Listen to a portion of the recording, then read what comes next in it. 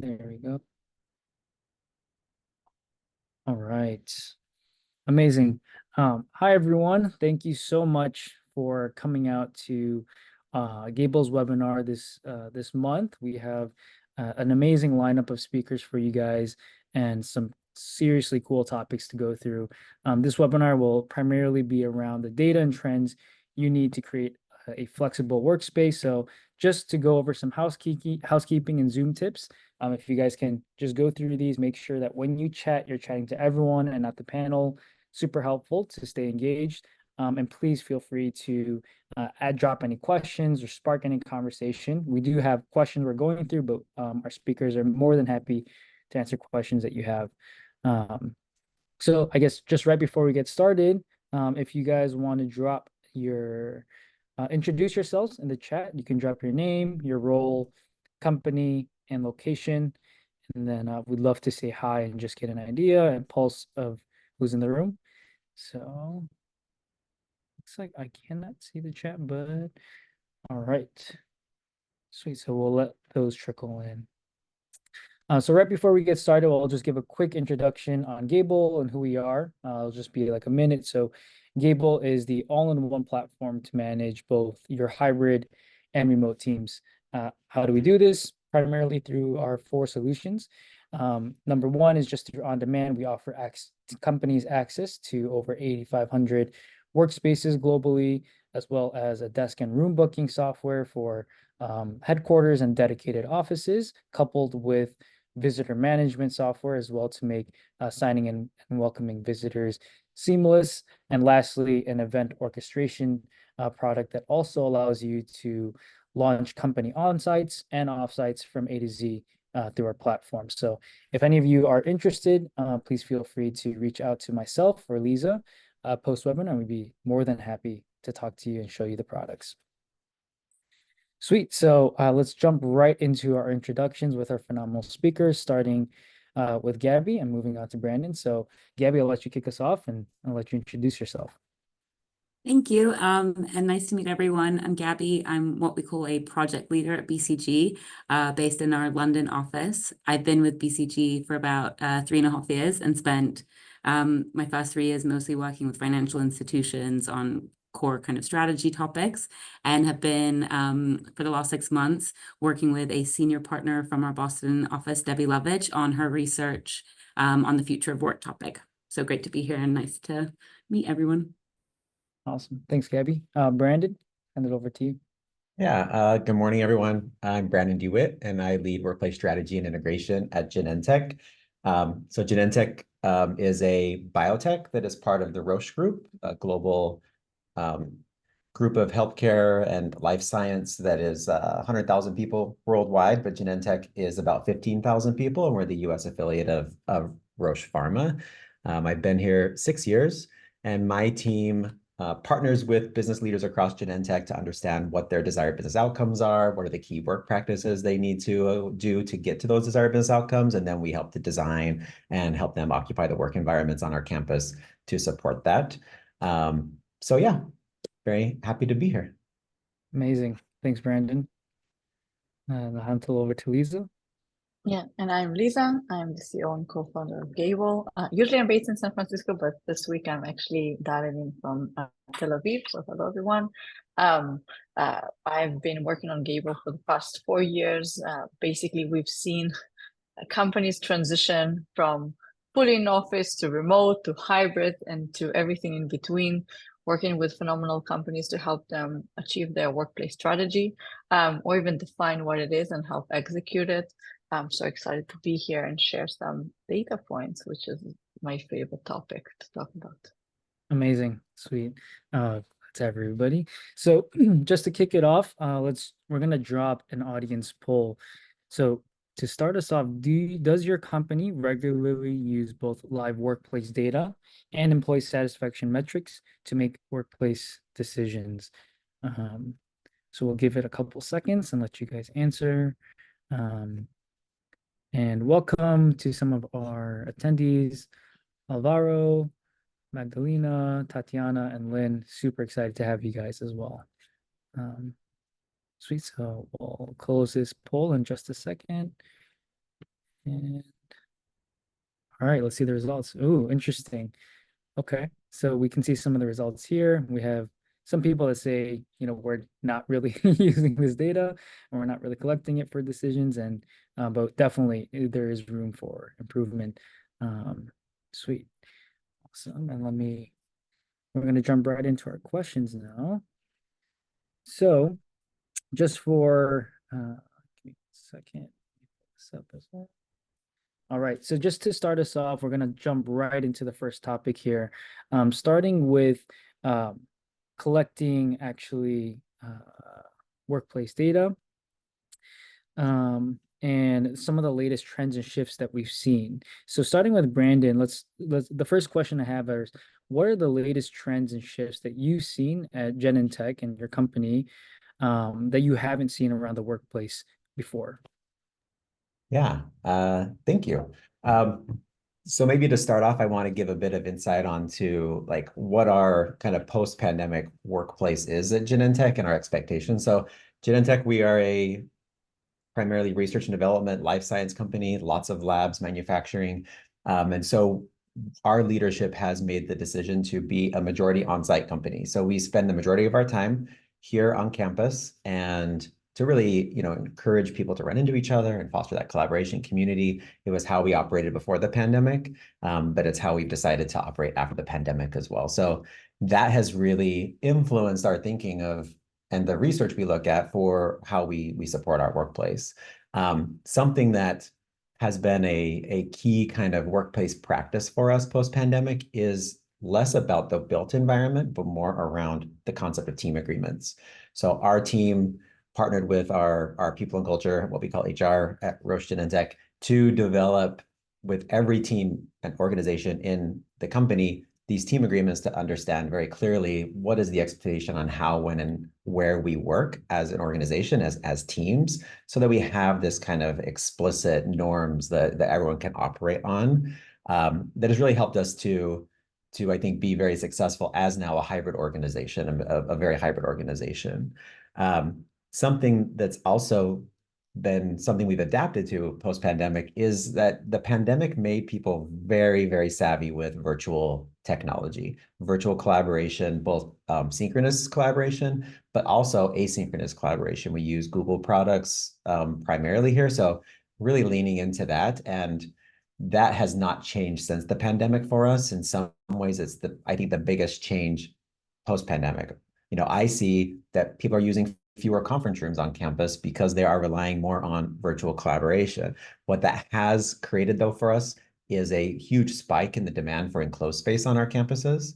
So we're trying to consider that and consider how people can work effectively in a built environment that is what it is, but with the demands being so high on that. And then I think the latest kind of trend, and it really is a behavioral thing and technology focus, but it does have workplace impact that I think is interesting, is pre-pandemic, weekly, we were getting requests for this team needs an assigned room that's dedicated. Please take this conference room offline so we can run this, 4-week sprint or whatnot. And that has almost disappeared post-pandemic.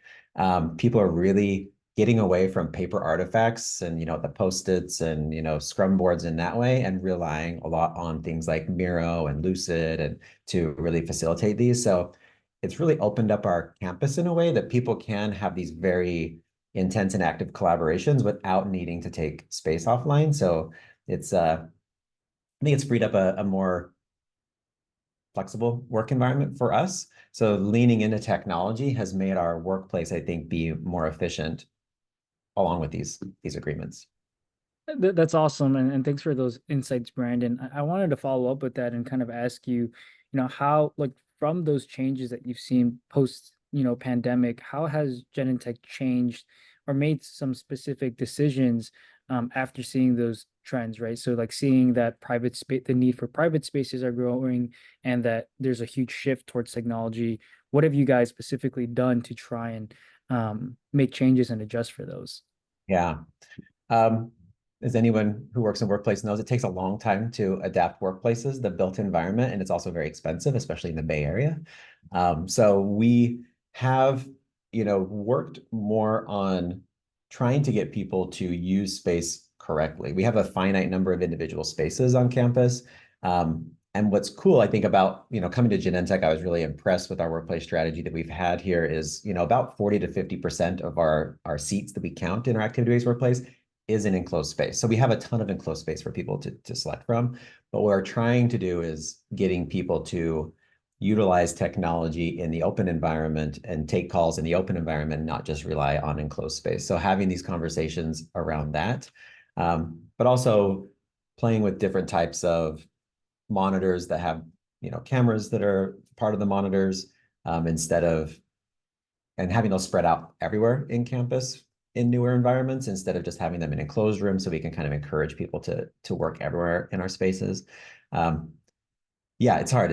I think, going forward, as we invest in new space in the future, we will probably try and level that out using our data that we have to understand like what is the actual demand for an enclosed space and try to even out that in the built environment. But up till now, it's trying to encourage maybe new behaviors that people aren't as comfortable with working outside of enclosed rooms. Definitely love that. Awesome to see you guys making those changes and plans too as well. So, and moving to Gabby, same question for you.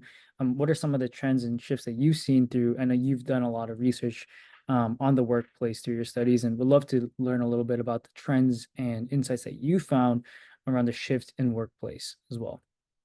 Yeah, sure. Thank you. And yeah, I think a lot of the research that we've kind of looked at has been very targeted and focused. So what is the right hybrid model? How do we repurpose office space? How do we create culture and disperse teaming?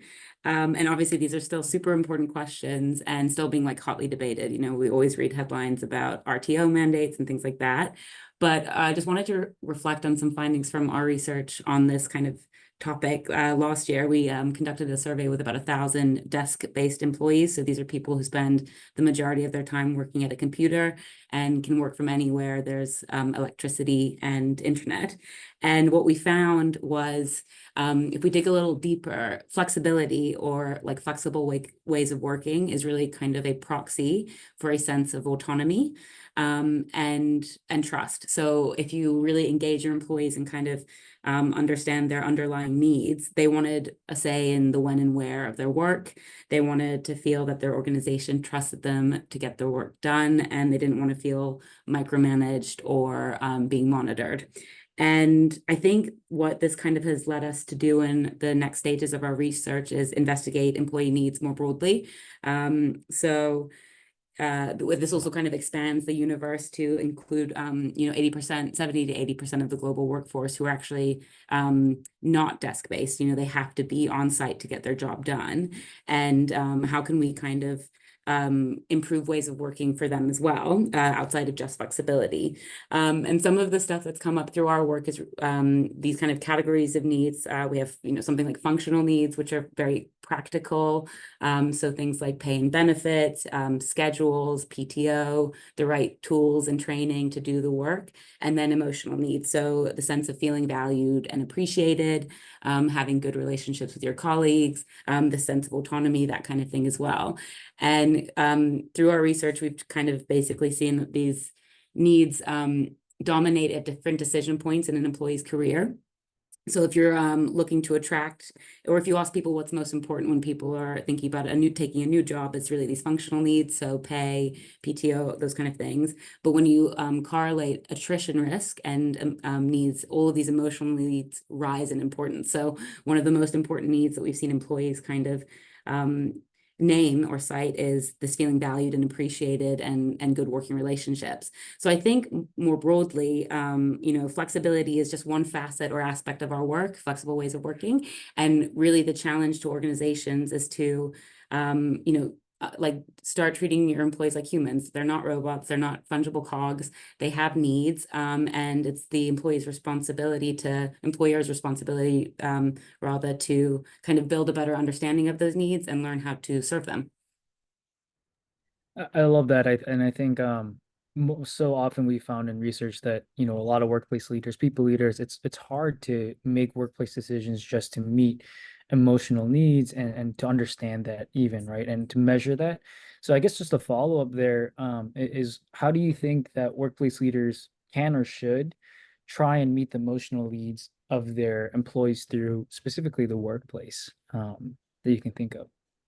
Yeah, I think one thing is changing the questions we ask. So if you look at like traditional annual employee engagement surveys, they're really surface level and they're not actually getting to, the discovery that a lot of we wouldn't, for example, find out that hybrid ways of working is actually related to trust and things like that. So you really kind of need to rethink how you survey your employees. And I know a lot of people will say, employees feel over-surveyed, and that's not true. But they feel they don't want to be surveyed and not see action. So I think, change the nature of the questions we ask.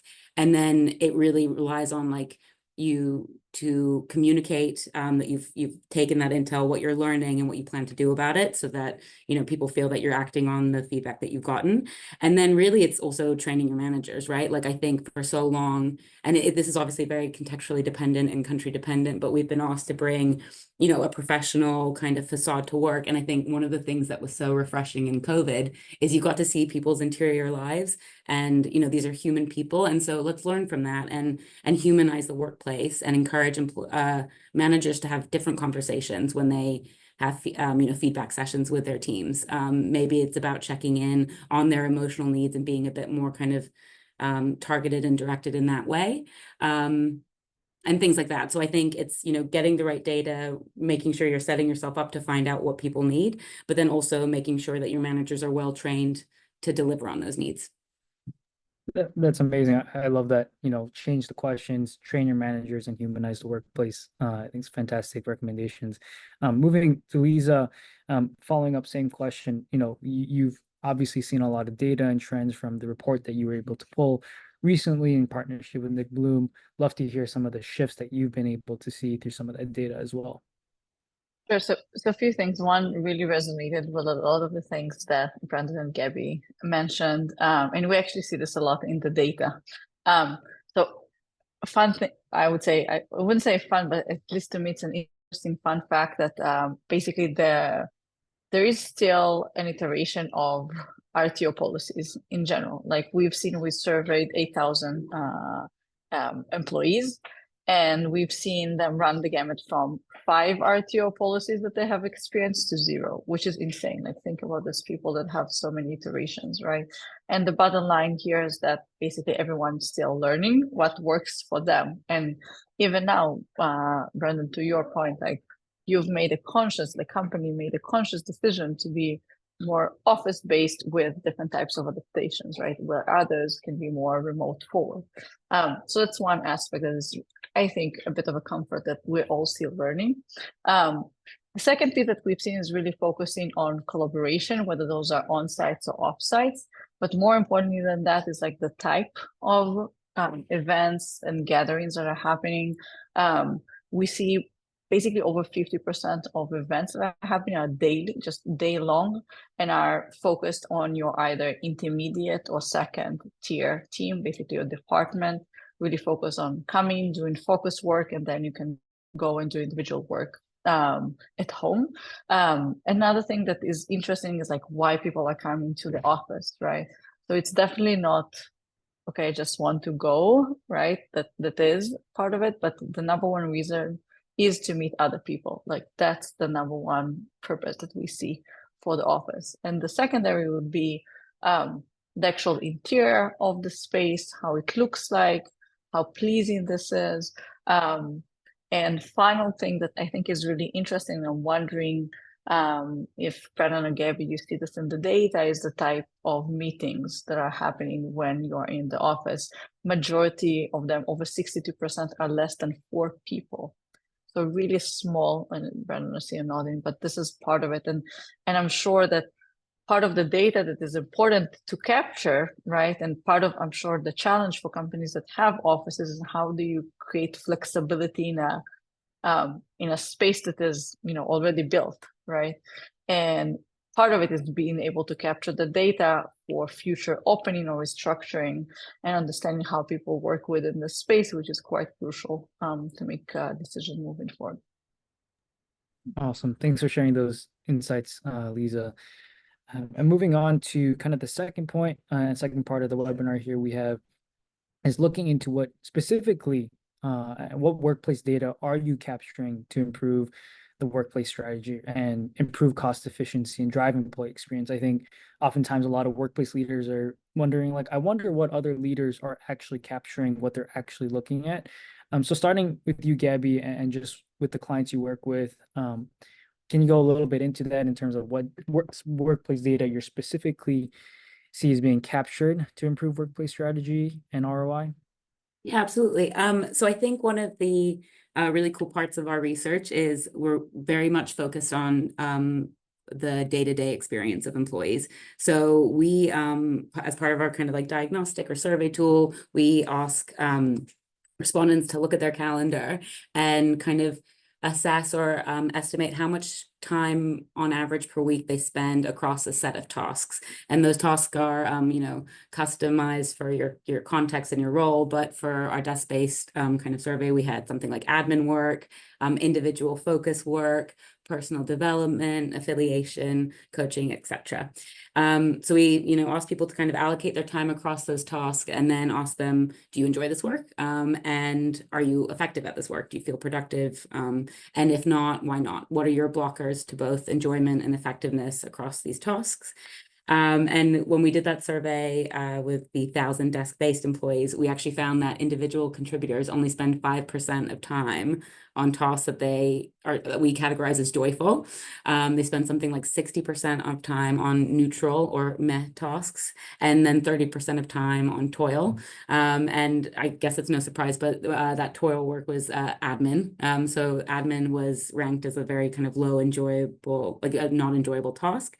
And we kind of define toil as where the effort required doesn't match the value derived from the work you're doing. So it's just really kind of demoralizing. And I don't know, a good example is trying to get like 3 senior executives on the same calendar invite and have it work. So we kind of do that assessment. And then what's also quite interesting is the difference in enjoyment between individual contributors and managers. So for example, focus work is a neutral meh task for individual contributors. But managers really enjoy that work, and overall managers enjoy about 60% of their time at work compared to just 5% for ICs. And so what we do is we take that data and we say, what workplace interventions should we design based on that feedback? So for example, where can we point a Gen AI tool to reduce the time spent on something arduous or toilful? Or how do we make focus work more enjoyable? Like what are the blockers to making that enjoyable and things like that? So you can kind of take a data-led intervention to not only drive satisfaction, but also increase productivity. And we see those things going very much together. And there's kind of a lot of like macro and market data to prove that employee-centric organizations outperform in the long run. So take that task-based assessment and design interventions based off of that. And we've actually done this with our own administrative assistants at BCG. And when we, we were rolling out a couple of Gen AI tools, and there were, not only did we see like higher adoption rates where we were actively intervening to help them kind of unblock the barriers to adoption and things like that, but we also saw that the employees using these tools felt more effective in the tasks where they were using them and found the tasks themselves more enjoyable, about 10% on both. And we also were able to use the feedback to help feature design and development so that the next iteration of the tool had more of the capabilities that the employees required. So I think this kind of employee-centric design based on that day-to-day experience is really important and really exciting. I love that, Gabby, and I think that's super interesting, right? Is taking a task-based assessment. And sometimes I think workplace leaders might not think about, going that granular into their day-to-day, right? Thinking about what are they working on from a task point of view, and how much do they enjoy it, and how do I integrate a workplace around that, right? So I think that's super interesting, and I think could definitely be implemented by other leaders here. Brandon, I wanted to move to you as well to learn a little bit about at Genentech, what workplace data are you specifically capturing, and what have you seen to be the most important as well? Yeah. So kind of 3 main buckets, and 2 are pretty related. One is badge swipe data, just understanding how often people are coming to campus and when they're coming to campus. It helps us to understand really are people coming the majority of time to engage in certain conversations around that. It's important for our colleagues across site services for services. So whether it's transportation or food service or the gym or whatnot, to be able to support that. But it's also a nice database metric to have conversations with senior leaders. A lot of people tend to feel that there's never enough space, right? Regardless of how many people are coming in, but at least this helps us to have a bit of a conversation on that. So that's one thing around attendance on campus. And of course, it's all anonymous and aggregate. So we're not looking at, when is Brandon coming to campus, but it's very informative. The other is space utilization. So we made a very conscious decision in 2019, maybe probably 2018, to invest in area sensors. So we use VergeSense sensors, and we're an early partner with them.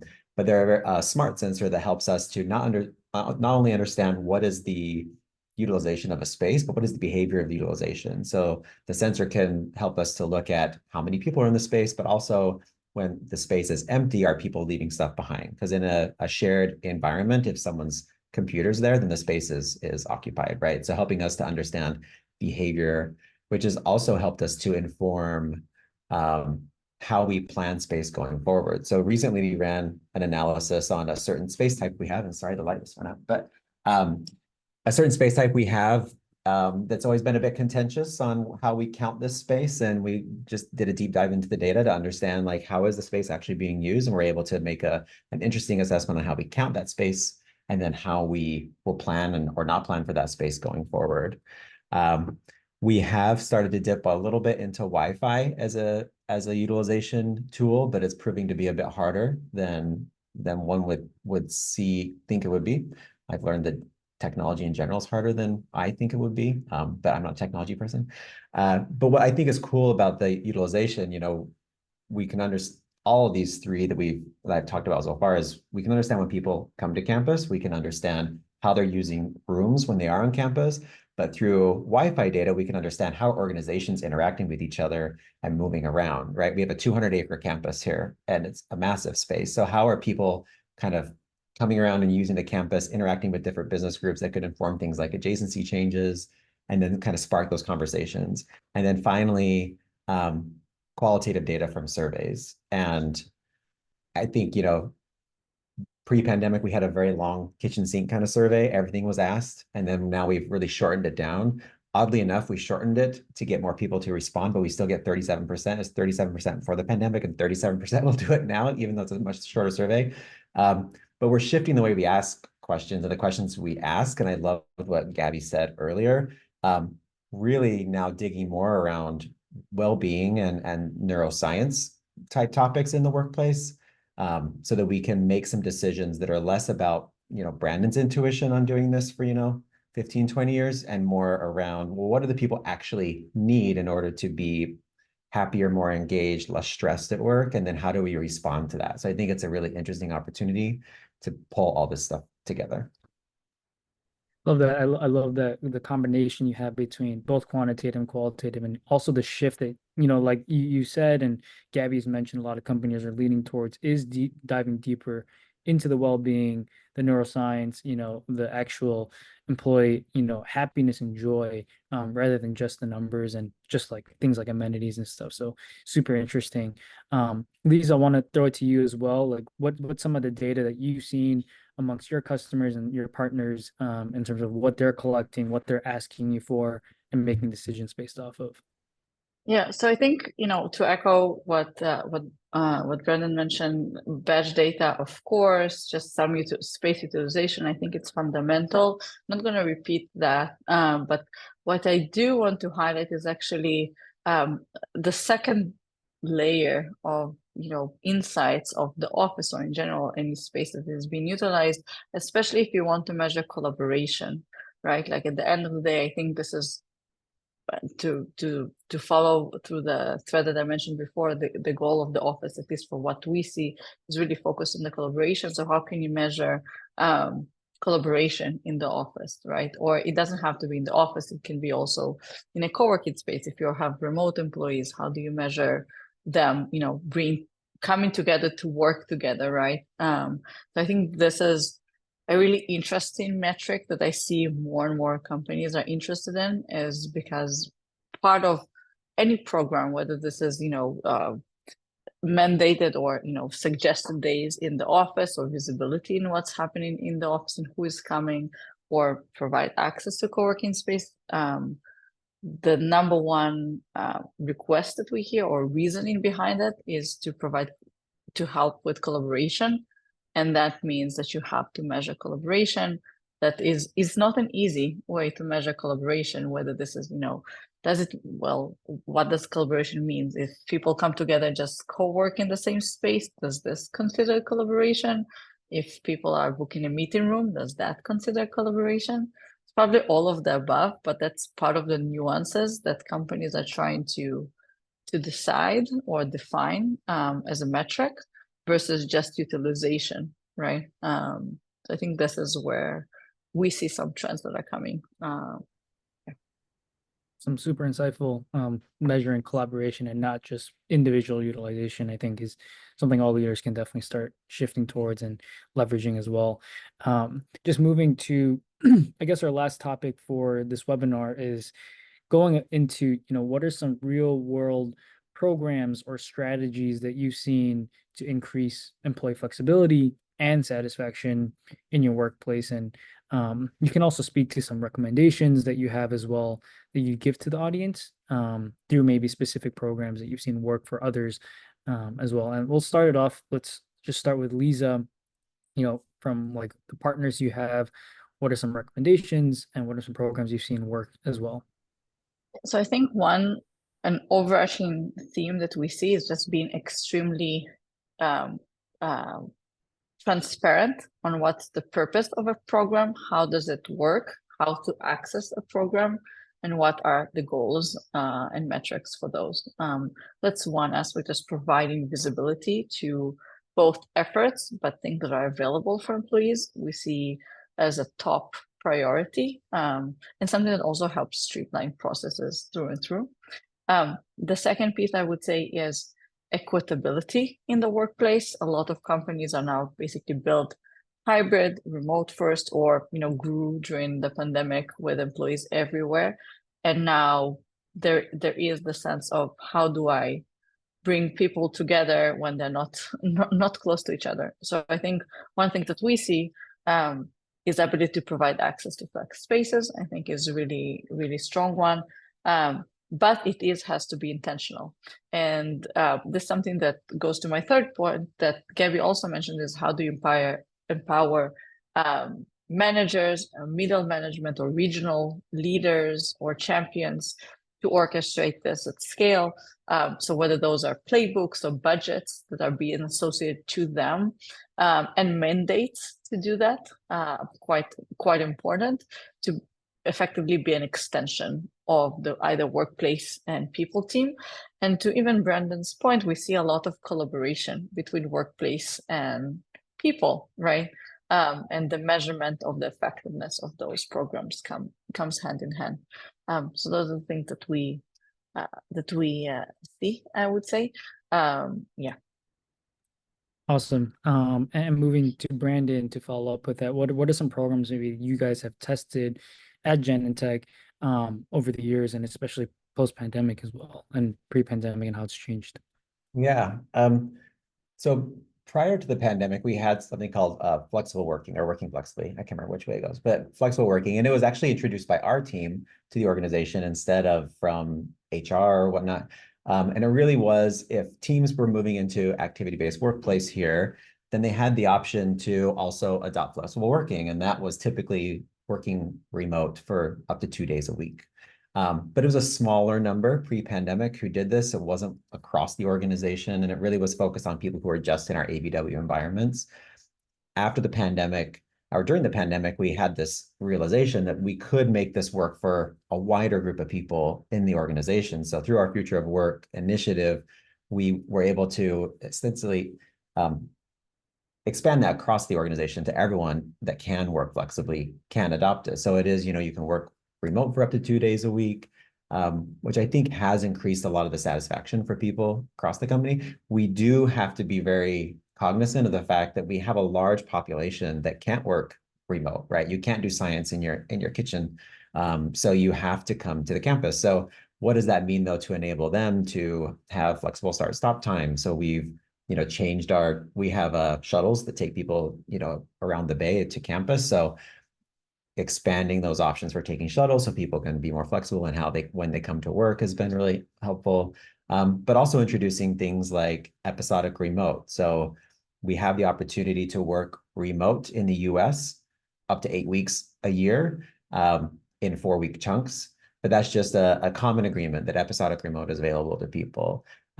Job sharing is an option. Part-time work has become more of an option. Flex retirement has become more of an option. So being more equitable in that we allow everyone to know what these options are, but also giving people, whether they're, any role in the organization, they can work to or talk to their manager to work flexibly like this. And then, as a different type of benefit, we do have access to a co-working network for people to be able to drop in anywhere in this co-working network to work. It doesn't replace their time on campus, but it does allow them, if they don't want to come in that day, but let's say they're having construction in their home, they need to get away, or we suffer from wildfires a lot here in the Bay Area. So having access to those alternative locations, or if you're traveling, working episodic remote. So that's also been a nice benefit for people to take on. Amazing. And Brandon, that goes hand in hand with a lot of the research we've seen in terms of, employees they rank their satisfaction a lot with how far are they from campus and how long does it take to get there. So I think it's awesome that you guys are even considering that you guys have those shuttles for people and you're making it easier for them to access space to work, which I think is huge in terms of improving flexibility in the workplace. Gabby, lastly, I just want to go to you as well and throw you the same thing. What are some specific recommendations that you can give to the audience to increase workplace flexibility and satisfaction around the workplace? Yeah, sure. So I think it kind of starts and ends with empowering teams. I know I'm echoing a lot of the sentiment that we've shared today, but teams are kind of the best place to design the working model that's suited to the needs of the work, balancing, individual preferences, team requirements, things like that, and really making co-location kind of intentional and meaningful. So, as we talked, like making the commute worthwhile, right? No one wants to go to an office to sit on Zoom all day. So I think it's really about like delegating the decision making as far down as you can, and that's still aligned to kind of the broader, culture and purpose. And that really kind of unlocks teams to be both more satisfied and more effective at their work. Awesome. Thanks for that, Gabby. And we're going to move into a time of Q&A. We actually have a question in the chat from Jesse. And if anyone else has questions, please feel free to drop them now. We'll spend the last about 5 minutes going through these. So Jesse asks, right now, workplace teams are all collecting a ton of data, but need to tell the story to influence leaders and make change. What is a piece of data that on its face was not that interesting or insightful, but when paired with other context or information or data became almost groundbreaking or extremely impactful? Would love to open the floor to anyone around this. I'm thinking maybe Brandon, you might have some insights with a lot of the tech that you guys use, but yeah, would love to see if anyone here has an answer to that. Yeah, groundbreaking is a very high bar, but I think for anything, I always view the data as a door opener to have conversations with leaders around like, what is the experience we want their employees to have, right? Because making decision on data alone is always met with kind of a no, at least in our organization. It's this is data, and then having a conversation, this more qualitative conversation with leaders around, well, what are you trying to achieve? And let's not go to a solution based on the data. Let's not go to a solution based on their kind of intuition, but what is it you're trying to achieve? And then how can we be informed in making that decision by pairing some of the insights from the data with that? I would say something interesting that came out of our use of sensors during the pandemic was helping us with social distancing. So we had found that, we were really good with social distancing and we had great employees on campus, but we also had need for like shift change conversations for manufacturing. And then the sensors were letting us know that we had a ton of people going into our room at a certain time every day. And how do we respond to that, right? So it enabled a conversation to say, hey, we're noticing this, not, you know, not to kind of tattle on you, but we want to make it a more safe environment and enable your work better. So it helped us to, through accident, to kind of see something that we could respond to and help them do better in their work and also create a more safe environment. Hopefully we don't have to go back to that kind of social distancing situation, but that was one situation where we used our data in a unique way. I love that. We have another question from Neha. How do you solve for peaks and valleys of the days when everyone is expected to be on site? I guess this is again a question for Brandon, but Gabby, if you have any insights here as well, that'd be awesome. But yeah. I guess my thought is there's never a day when everyone is on site. So someone's traveling, someone's sick, someone's on vacation, someone, you know, decided not to be here, even though they were expected to be here, right? So something came up, doctor's appointment. So for one, we don't ever kind of see the everyone on site days ever. We also think about there's lots of places in an activity-based workplace where people can sit down and work. If they're coming to site, they're probably going to be in meetings, or they can go sit in a sofa, they can go sit in the cafeteria or a cafe on campus. Another thought is we use our utilization data in our badge type, though, to also plan to what we think a comfortable peak should be. So we can set our sharing targets to be maybe around 70 to 80% occupied on peak days instead of planning to 100% on peak days. I love that. And Lisa, I wanted to follow up with a question for you as well. Like, what are some of like the data that you've seen in terms of like how the workplace has shifted to being in person versus, you know, remote as well, from like the surveys that you've conducted, and what have you seen just companies shifting towards nowadays in terms of like being able to handle that influx of, you know, how often should we be in person versus work from home? So I think that there are a few things there, in terms of, and that's to the point of peaks and valleys in general. I actually really resonate with what Brandon mentioned, like where you planning your peak, what's your peak effectively, that it's not 100%, it should be less so. We see this quite across the board. The second point would be if you are getting to those peaks, how are you able to have overflow space? Part of the challenge again is that you are trying to create a flexible work environment in something that is not flexible, in a permanent office that is not flexible. So I think that is a very interesting approach of those. And another thing that we have seen in terms of how to help rotate, whether those are again functional teams that are coming together on certain days or times, really, really robust on-site programs to bring people together on a schedule, and pre-planning is also very helpful, that we see. And finally, providing visibility to which employees are coming to the spaces have been also quite helpful there. Awesome. Thanks, Lisa, for that. Well, I think that is all the questions that we have, but yeah, so I think that's pretty much the end of our webinar. Thank you so much, Brandon. And oh, we got one last one. I guess we have a minute. Let's see. Many teams do not have the bandwidth to do robust measurement and analysis. How do you think about leveraging outside data versus unique data? Gabby, I'll actually throw this to you if you have any insights here as someone that has measured a lot and done a lot of these surveys as well. Yeah, I mean, absolutely. I think the idea of using outside data is totally reasonable. You know, we actually are starting to see a lot of meta-analysis on employee drivers of employee satisfaction. So I think, you know, let's not reinvent the wheel. Let's build off what we know, but wherever possible, build it with qualitative data, maybe from like interviews or engagement. So I think you don't have to run these surveys where it's really hard to get people to fill them in. Like take key learnings from, you know, academics and think tanks and things like that. But make sure you kind of bring it to your workplace and make it applicable. So maybe bring the data to your teams and say, how do you react to this? And kind of how should we use this data to rethink how we're working and things like that. So I think, yeah, absolutely leverage the data, bring it to your teams and try and build off of it together. Love it. Love it. I love that. Just the idea of bringing it internally, even if you don't have the bandwidth to do it at your own company, but sweet.